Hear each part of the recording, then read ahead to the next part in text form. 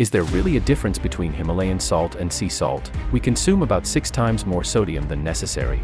Years of high salt intake can harden and narrow blood vessels, straining the heart and increasing the risk of heart failure and arrhythmia. Even scarier, salt's harmful effects extend beyond blood pressure, contributing to kidney disease and overall mortality. Cutting sodium intake can significantly reduce cardiovascular risks, highlighting the importance of healthy lifestyle choices over reliance on medication. Your heart and the rest of your internal organs will reward you with improved health and longevity. Salt, regardless of its type or fancy names, is just sodium chloride, NaCl, and it's bad for you. If we just ate natural foods without added salt, we would most likely consume about 500 to 750 milligrams of sodium a day.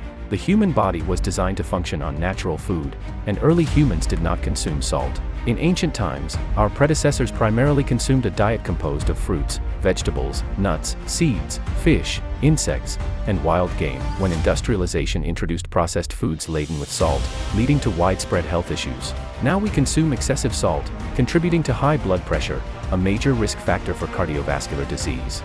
Lowering sodium intake, ideally below 1,000 milligrams per day, significantly reduces the risk of heart disease. Over time, our taste buds can become desensitized to sodium, leading us to crave increasingly salty foods.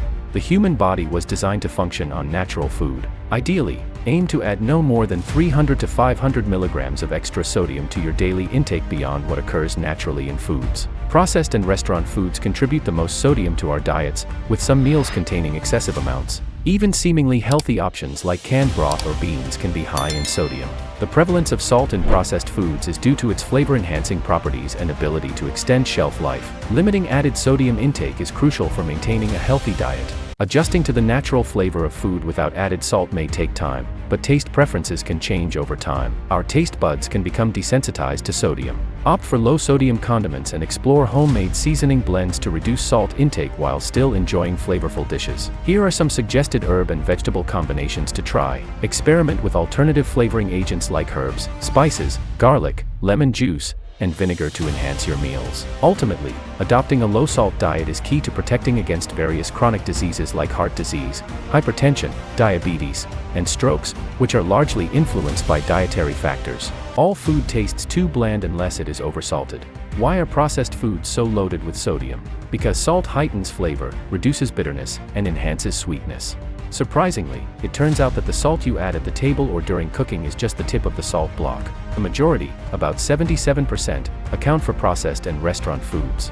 Processed foods can be packed in 1,000 milligrams or more of sodium per serving, while typical restaurant meals can range from 2,300 to a staggering 4,600 milligrams. The remaining 12% occurs naturally in foods. Lowering sodium intake, ideally below 1,000 milligrams per day, significantly reduces the risk of heart disease.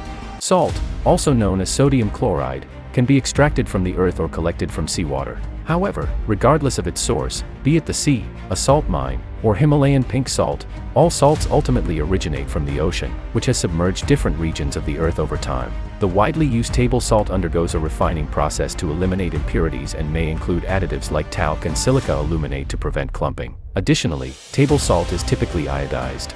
All of these products are just sodium chloride NaCl in different sizes, shapes, textures, and prices. However, sea salts provide dangerously high, and they do not supply the trace minerals humans need. Your doctor may say to you, you need to lose weight and eat less salt. If drugs were not available, most of us would be forced to curtail our dietary carelessness, reduce our salt intake dramatically, lose weight, and exercise. If drugs were not dispensed as the primary solution for high blood pressure, maybe the entire population could be educated about the importance of superior nutrition and salt avoidance at a young age. Lifelong salt exposure significantly contributes to high blood pressure, a leading cause of 1.5 million heart attacks yearly. And excessive salt and meat intake are major contributors to kidney stones and various cancers, along with increased headaches and heartburn.